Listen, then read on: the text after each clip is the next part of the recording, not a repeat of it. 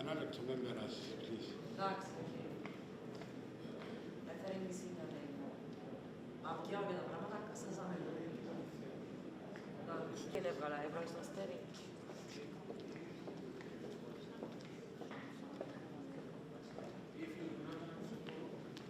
Ρώσα φύγω, ένα λίγο πίσω για να μπορέσω να φύγω. Ευχαριστώ. Άκουσα, πείτε μου ξανά να άκουσα. Σαν της κυρίας μου. Στέλλα. Στέλλα πήγε τη μέση.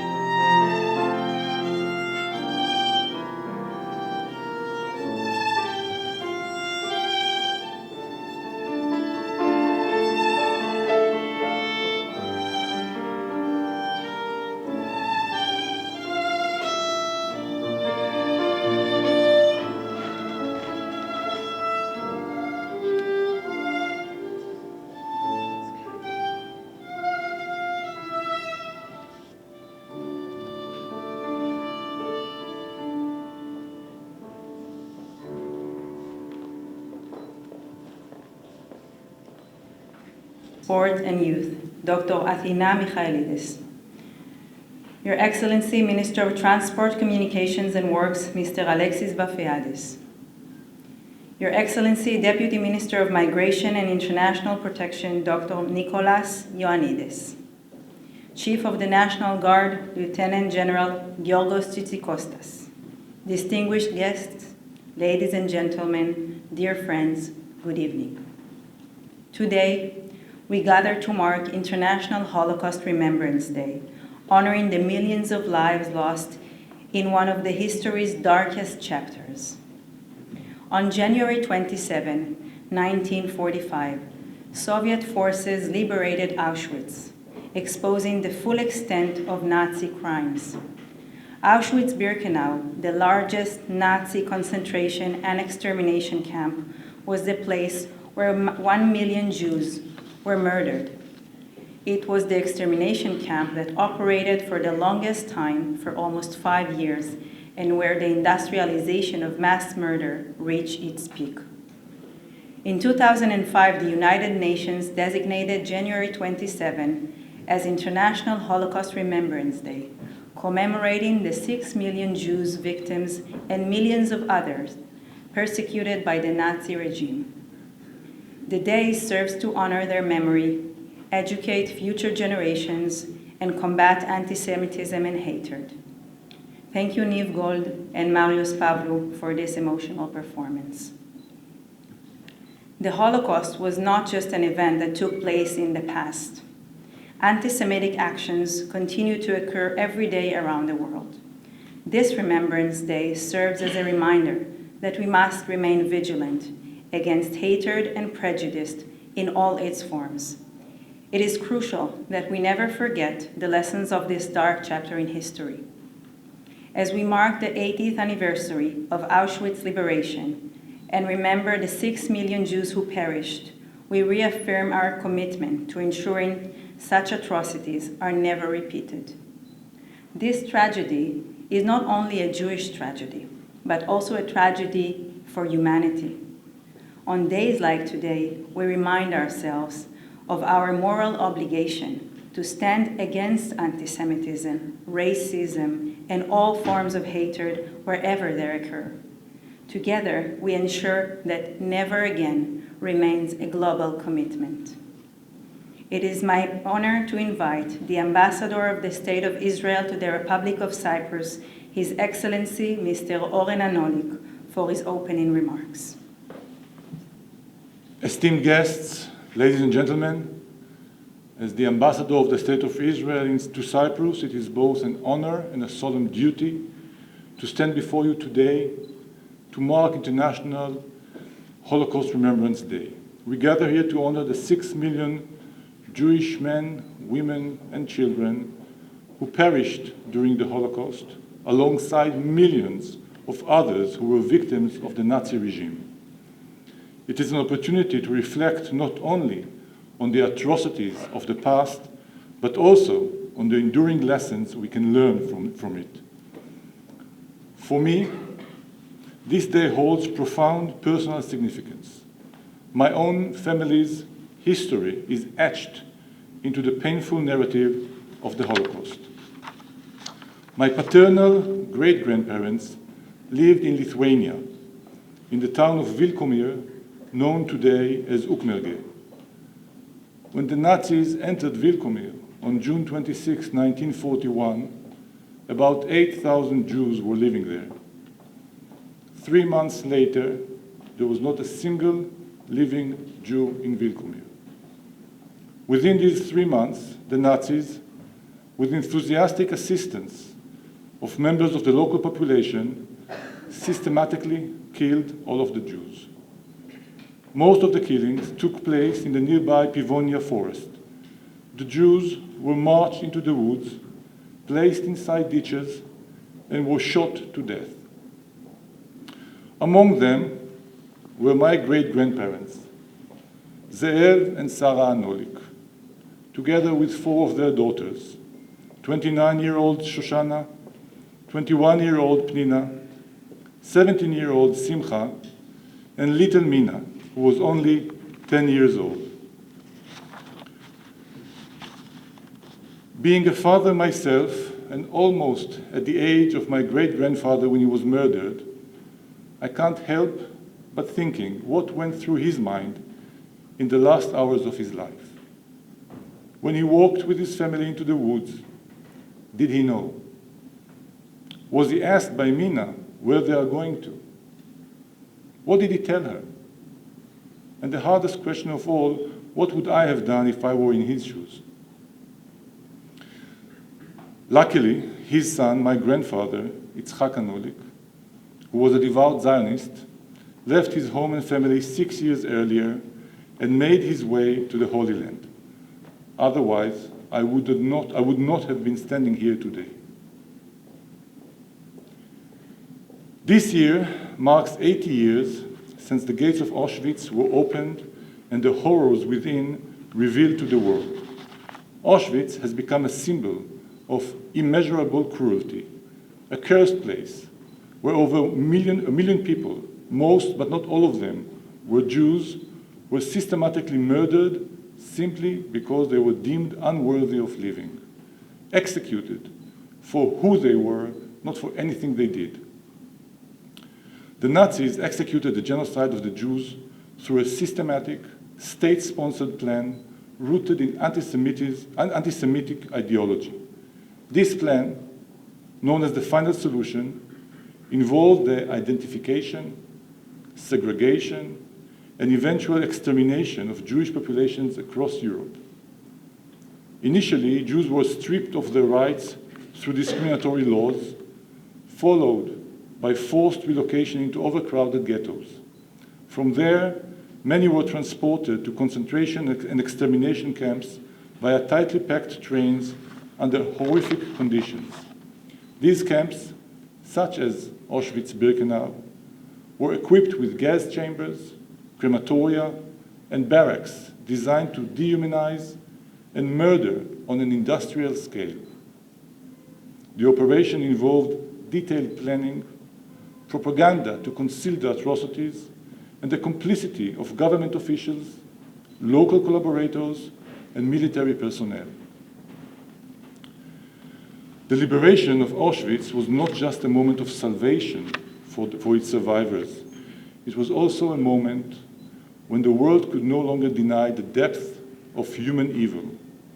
The day of liberation was overshadowed by overwhelming grief and a sense of profound loss.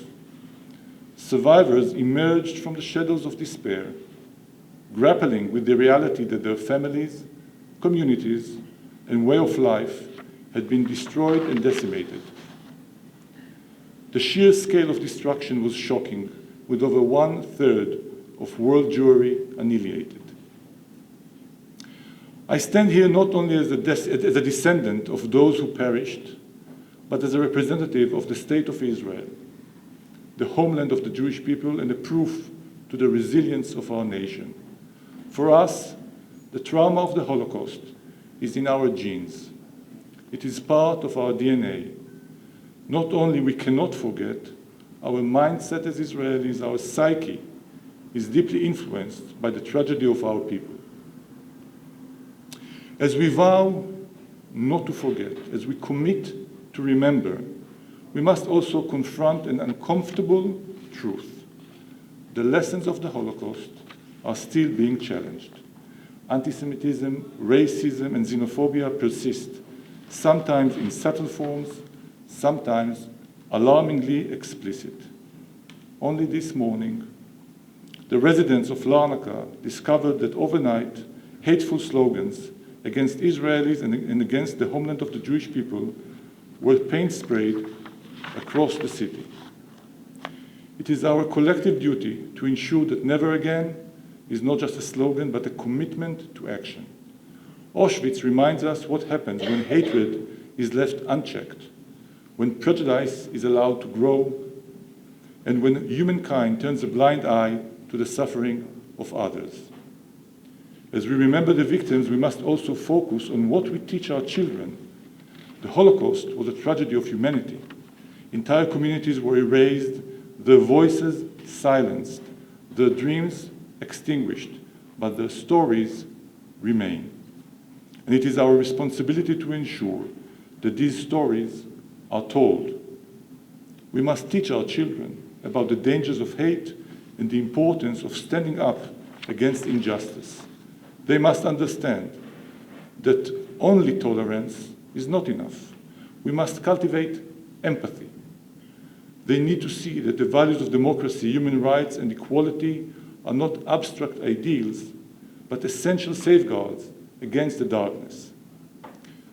We must also teach about hope, the kind of hope my grandfather embodied when he left Vilkomir to build a future in the land of Israel. Hope that even in the face of unimaginable loss, we can rebuild, we can thrive, and we can ensure that the legacy of those who perished will endure. Today, as we stand together to remember, let us also renew our commitment to action. Let us honor the memory of the victims, not only with words, but also with deeds that promote justice, compassion, and peace. Thank you. The Nazi Party came to power in World War II. We recognize that education plays a crucial role in ensuring that lessons of the Holocaust for human dignity. It is through education that we can. It is my honor to invite the Mayor of Cyprus, Dr. Athina Michailidou, to deliver her remarks. Excellency, Ambassador of Israel, distinguished guests, ladies and gentlemen, International Holocaust Remembrance Day provides an opportunity to reflect on the millions who suffered since 2021 in the International Holocaust Remembrance Association. The Republic of Cyprus has been implementing relevant policies at national level, including adopting the IHRA definition for antisemitism and the IHRA definition of Holocaust denial. The Ministry of Education, Sport and Youth is committed to the meaningful commemoration of the Holocaust Remembrance Day in Cyprus, as well as the study of the Holocaust in educational settings through learning activities organized in Cypriot schools. In close collaboration with the Embassy of Israel, the Ministry assists with the implementation of these educational activities each year, including seminars, competitions, and exhibitions like today's opening. Today's exhibition, the Shoah, How Is It Humanly Possible, is designed by Yad Vashem, the World Holocaust Remembrance Center. The ministry has a long history with Yad Vashem, having forged strong ties since 1994. This cooperation led to the signing of a Memorandum of Understanding in 2016 and will be renewed this year. In June 2023, 25 secondary school teachers from Cyprus participated in a training seminar on teaching the Holocaust at Yad Vashem in Jerusalem. Separately, Holocaust education and research is also included as a topic in the bilateral cooperation program signed between the Republic of Cyprus and the State of Israel in June 2023. In February 2024, a memorandum of cooperation was signed with the Church of Cyprus, the Ministry of Education, Religious Affairs and Sports of the Hellenic Republic, the Church of Greece, the Central Jewish Council of Greece, and the Jewish Museum of Greece on the preservation of the memory of the Holocaust and the fight against antisemitism that was recently presented by students at the Vocational and Technical School of Larnaca, that was inspired by an educational visit the students had back in 2023 to Auschwitz, in the largest of the Nazi concentration camps and extermination centers, were chosen as the subject matter for the project. Auschwitz serves as a destination to reflect on the horrors carried out on its grounds, a place to mourn the deaths, or to educate ourselves through. Similarly, the students invited their audience to think about the many factors of World War II. From a continent decimated by war, the European Union was built on the foundation of democratic education and remains the own. Cyprus, as a member state of the European Union, attaches great importance to education as a key to fostering sustainable peace and democracy. Access to public, besides acquiring knowledge and skills, is a barrier against prejudice and supported youth to teach the record of history in an accurate way, our youth opportunities to experience it firsthand. Congratulate the students and the teachers, as well as the dedicated officers at the ministry, for their remarkable and tireless efforts to encourage in and promote these activities. Additionally, School in Larnaca, who were awarded first prize last year. I invite you to explore the installation following the ceremony located next to the Yad Vashem exhibition, Shoah, How Was It Humanly Possible, behind the screen. I would like to invite Mr. Modestu, the student's educator, to present the project. Your Excellency, Minister of Education, Dr. Athina Michailidou, Your Excellencies, Ministers, Your Excellency, Ambassador of Israel, Mr. Oren Anolik, dear Mrs. Miriam Prager, honorable guests, my name is Trifonas Modestou, and I am a fashion design teacher. Today, I have the privilege of representing the Technical School of Larnaca. We are deeply honored to have received this significant award last school year. This recognition motivates us to continue pursuing our educational mission and dedication and excellence. The Holocaust Museum is a diverse project involving students from various disciplines within our school, focusing on the Holocaust. After studying the historical context of World War II, through history and literature classes and conducting extensive research on the Holocaust, our students undertook the ambitious task of recreating a simulation of the Auschwitz concentration camp. Today, you will have the opportunity to view part of last year's exhibition. As part of the project, the students crafted the Star of David using thick blue thread, placing it on a Cypriot woven fabric. This symbolizes Cyprus' solidarity with the Jewish people. The garments displayed in the space representing the mass extermination of Jewish families, with the hanging clothes symbolizing entire families who were tragically wiped out. The train tracks signify the journey undertaken by countless individuals, journeys from which there was no return.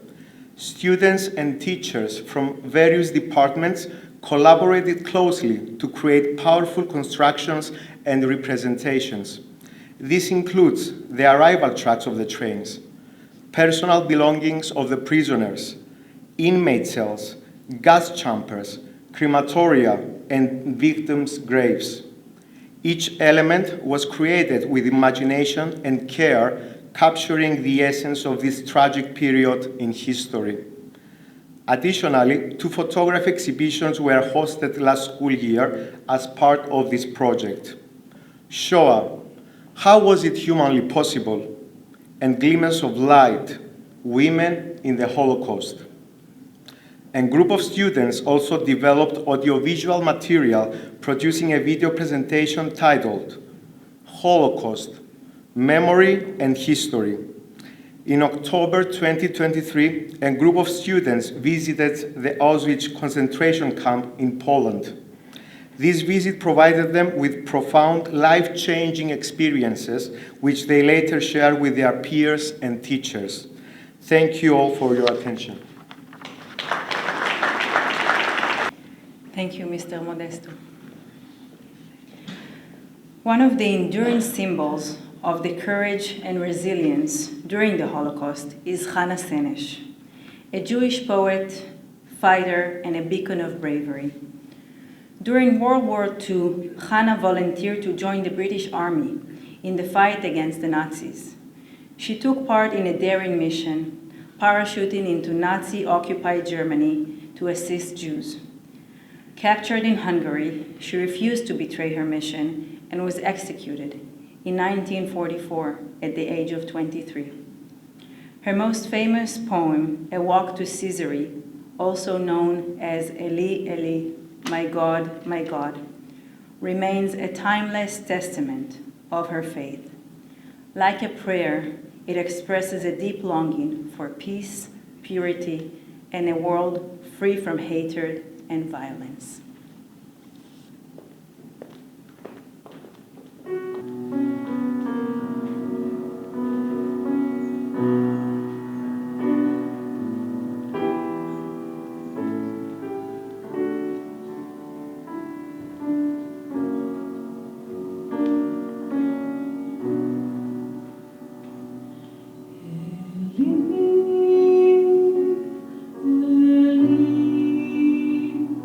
She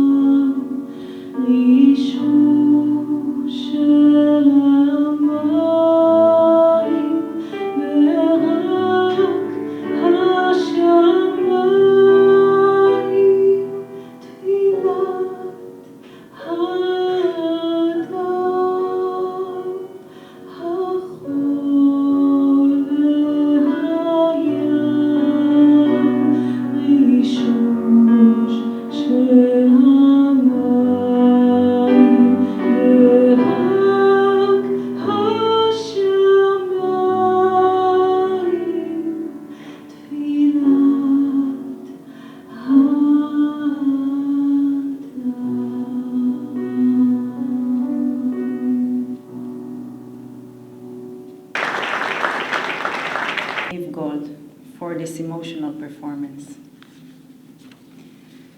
The Holocaust was one of the most heinous acts of dehumanization in history, and it is our duty to keep its memory alive. As we gather here today, we honor the millions who perished and pay tribute to the resilience of the survivors. There is no more powerful way to understand the horrors of the Holocaust than to hear from those who lived through it. Their testimonies serves as a stark reminder of the destructive power of hatred, but also of the incredible strength of the human spirit. By listening to their testimonies, we become witnesses ourselves. It is now our responsibility not only to remember the past, but also to remain vigilant, ensuring that such atrocities are never repeated. It is with deep honor that I welcome Miss Miriam Prager. Miriam was only a baby during the war and survived the Holocaust against all odds. Her courage in reliving these painful memories helps keep history alive for future generations. Miriam, thank you for traveling from Israel to share your remarkable story with us. Good evening. Shalom. The sights that Mala saw when the Gestapo stopped the train carrying Jews to unknown destination were more than she could bear. The young woman, pregnant with her first child, knew that if she screamed, she too would be caught and led to such a deport. In order to stop herself from screaming and crying, she put her index finger to her mouth and bit it hard. When all was over and the train ride resumed, she saw that her biting had left bleeding teeth marks on her left index finger. A month later, she gave birth to a baby girl. Mala Rubinstein Reiner survived. She died in Los Angeles in the spring of 2003. My name is Miriam Prager. I am Mala Rubinstein Reiner's daughter. This is a story of a survivor, our story, hers and mine, her daughter. Krakow of 1913 was home to a large Jewish community, and Mala was born there into an Orthodox family. Her parents believed that girls should acquire an education and a profession, and Mala attended a seminary for nursery school teachers.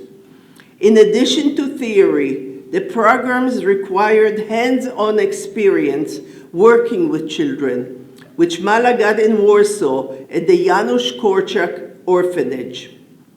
She returned to Krakow, now a professional nursery school teacher. In Krakow, she joined a Zionist youth movement which trained its members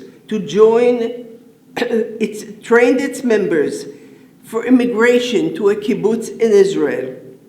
One of the group leaders was Yerachmiel Milek Star. They met, fell in love, and got married. The movement had decided that the leadership should stay in Poland to continue organizing more settlers for Israel. It was thus that many of the leaders of such Zionist movements or organizations stayed behind until it was too late, Mala and Yerachmiel amongst them. German occupation of Krakow, September 6, 1939. The war found the young couple in Krakow. Life became more and more difficult for Jewish people. My mother discovered she was pregnant with me. They decided to leave the big city and move to the country. For a huge amount of money, my mother succeeded to buy Polish identification papers of a couple named Władysław and his wife Aniela Patkowski. I was born on December 16, 1942, in the village of Skawina, near Krakow, Poland. The village had some cottages with straw roofs and a small whitewashed church. There was a forest nearby, and the village was surrounded by pastures and meadows. My parents, Vladislav and Aniela Patkowski, the names in their Aryan papers, had rented 2 rooms in one of the cottages just before I was born. As I was a preemie, born in the 8th month and weighing less than 2 kilos, the village women beseeched my mother to baptize me as soon as possible. Otherwise, they explained, I die an unbaptized Jewish baby. She, in fear of losing her cover, arranged for my baptism with a local priest. On the appointed day, she dressed me in a long white dress and brought me to the church. Mother chose Zofia, a friend who lived in the next village, to be my godmother. Zofia held me as the priest sprinkled the holy water on me and recited the prayers in Latin. The ceremony ended when the priest presented Mother with the baptismal certificate, complete with the validating wax stamps and signatures. Zofia put a small silver cross on a chain around my neck. Thus I became Maria Ludwika Patkowska, Patkowski being the Aryan name on my parents' documents. My parents earned a living peddling the wares of the village, dairy products, eggs, and fresh vegetables in Krakow, and goods from the city, blankets, fabrics, wool, and medicines in the village. When I was about 1 year old, my parents went off to the city by train, as usual, leaving me with one of the village women. Near a forest not far from Krakow, the train came to an unexpected halt. Polish and German Gestapo officers came on and demanded with loud shouts that the passengers show their documents. Documenten, documenten. Mother, blonde and Slavic looking, was ordered into another coach. Father was ordered off the train. Mother was brought to the Gestapo headquarters in Krakow and kept there with other prisoners. Her pleas to return to her baby were ignored. Father, easily identified as a circumcised Jew, was shot to death on the spot by the railroad tracks at the edge of the forest. Mother, in her detainment cell, was beside herself with worry for her husband and for her baby. After several days, which I imagine seemed to her like an eternity, she heard her name shouted out, Pani Patkowska, Aniela Patkowska. Mother jumped up off her bench. A young Gestapo officer stood at the door holding several documents. Are these your documents? Are these your documents? Do you have a baby at home? Then, without waiting for an answer, he handed her the papers, including my baptismal certificate, which it can be said saved her life. Take these and go home to your baby daughter. I also have a baby at home, he said. Mother was on the very next train to the village. She found the cottage apartment empty, the door locked. She hurried frantically to the caretaker's home. The woman told Mother that when they had been absent for 2 days, she brought me to the village priest. He promised that he would find a suitable caretaker for me. Maybe an orphanage, maybe a school run by nuns. So Mother ran to the priest, hoping to find me, but no. Mother's friend Zofia, my godmother, had come to the village while Mother had had been in jail to say her goodbyes before moving on to another village. When Zofia heard that my parents did not return from Krakow, she took me from the priest. Mother asked the priest, "Where did she go? Did she leave an address? Didn't she tell you?" The priest had no answers. Zofia, Mama Zosha as I called her, raised me as her own child along with her 7-year-old son. There I took my first step, and there I said my first word, which was Mama. 1945. The war was over. Mother made every effort to find me and Zofia and father.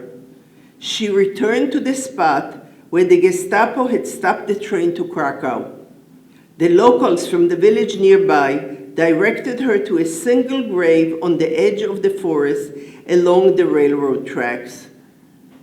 On a makeshift wooden cross, she recognized the name, Vladislav Patkovsky, the Aryan name on his ID card. Even though she saw her husband's name on the grave marker, Mala, Aniela, was not convinced. Maybe there was a mistake, she said. She managed to get an order to exhume the body from the grave for identification. When the body was dug up, she recognized remnants of a plaid jacket that Milek wore that day. She knew she lost her husband and her baby was an orphan. Now, more than ever, she was determined to find her baby, me. A friend of mother's who had a high government office arranged for a car with a driver for 1 week. They planned to travel around the villages showing Zofia's photograph in the hope of finding some lead as to her whereabouts. Towards the end of the week, Mother and her driver stopped to rest in a park near the center of a village. Suddenly, Mother noticed a 3-year-old girl with blonde curls wearing a rabbit fur coat playing.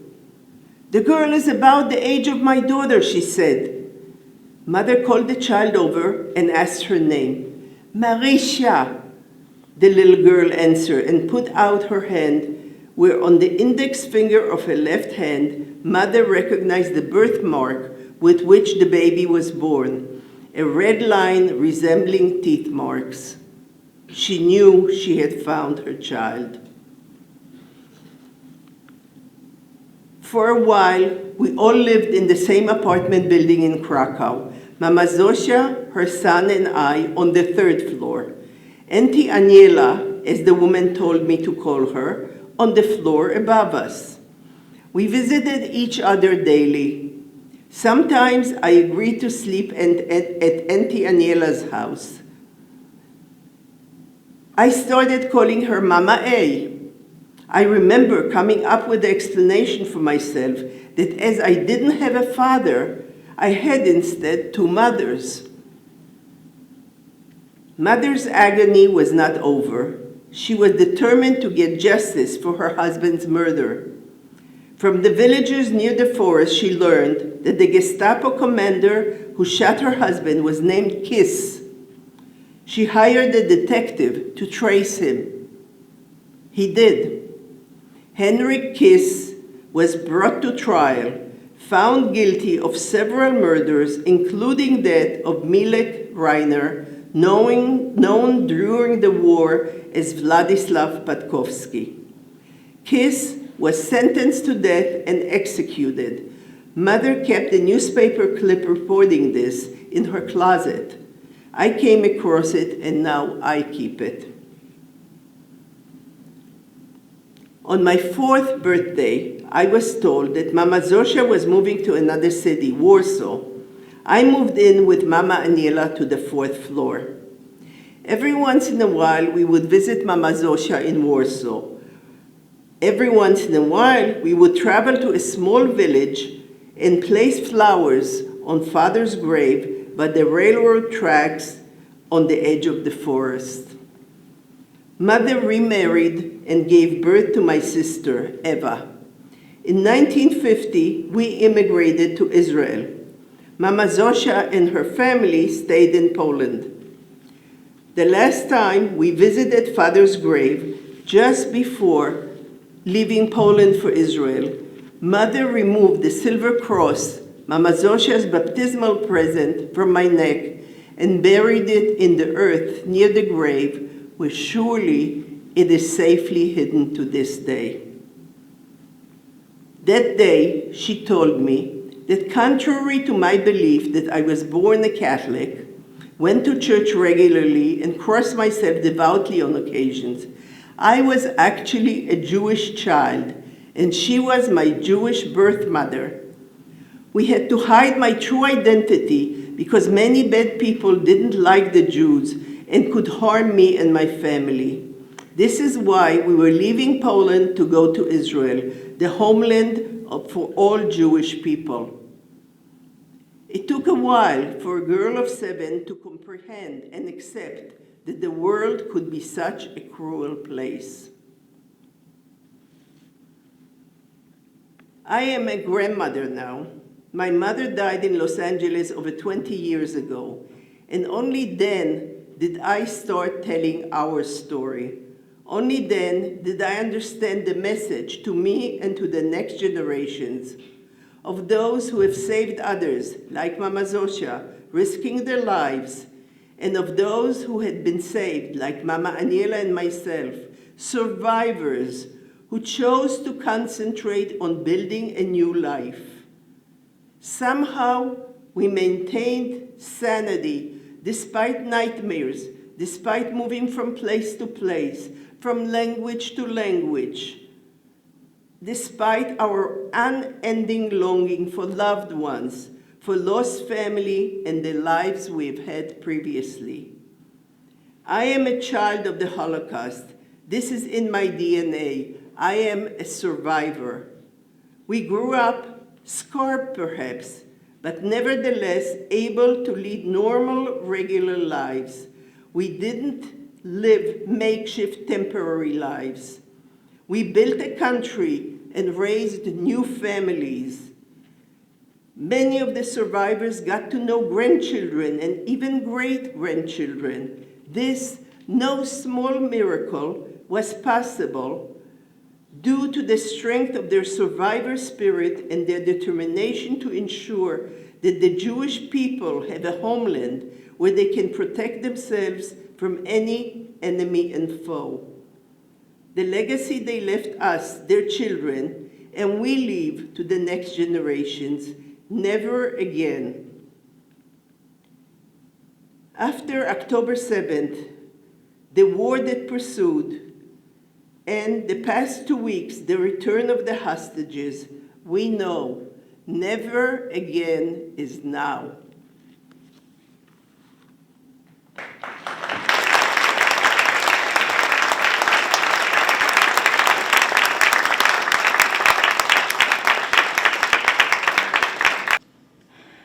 The testimony we've just heard is a powerful reminder of the unimaginable suffering endured by so many. We must carry these stories with us and ensure they are passed on to future generations.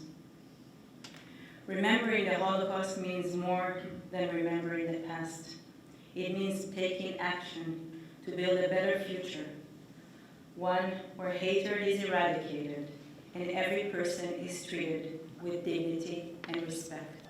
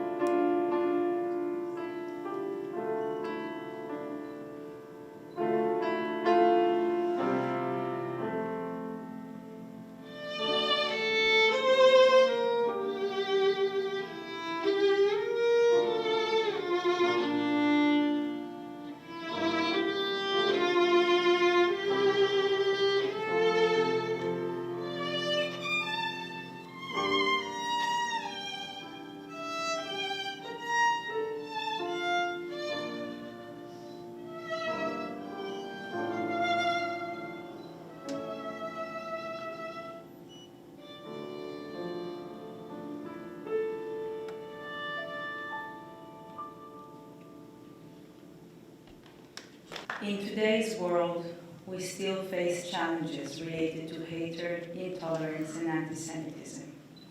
We must remain committed to combating these forces, to ensuring that no community, no individual ever faces persecution because of who they are. As we conclude today's ceremony, let us carry forward the lessons of the past.